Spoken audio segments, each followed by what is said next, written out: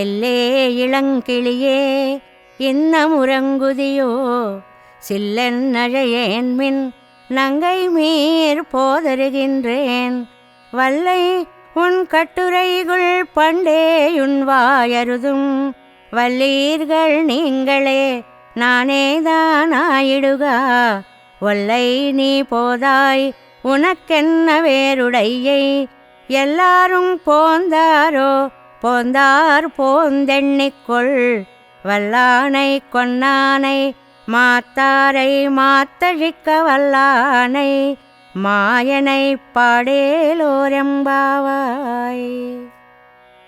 బయట గోపికలకి లోపల పరున్న గోపికకి సంభాషణాత్మకంగా సాగిన మధుర పాసురమిది. లేత చిలుకలా మధురంగా పలికే తల్లి, ఇంకా నిద్రపోతున్నావా, లేచిరా అన్నారు వీరు. ఆవిడ అబ్బా జిల్లుమనేలా పిలవకండి, వస్తున్నానుగా అంది. అమ్మా, నువ్వు చాలా నేర్పుగలదానివి తల్లి, నీ మాటలు నైపుణ్యం మాకు ముందే తెలుసులే అన్నారు వాళ్ళు. మీరే నేర్పుగలవారులే అంది ఆవిడ.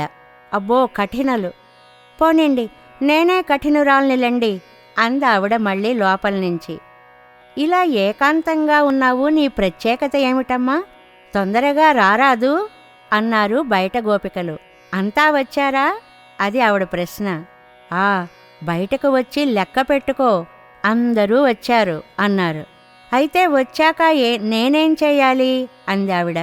కువలయాపీడమనే ఏనుగని చంపినవాడు, శత్రుదర్పాన్ని అణచినవాడు, మాయావి అయిన శ్రీకృష్ణుని కీర్తిని గానం చేద్దామమ్మా రా అంటూ గోపికలందరూ కూడా ఎంతో ఆనందంగా ఆహ్వానించారు లోపల గోపికని.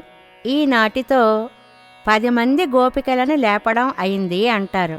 ఇది 10 అని చెప్పినా అందరూ అందరినీ లేపినట్లుగా భావించుకోవాలి అంటారు పెద్దలు.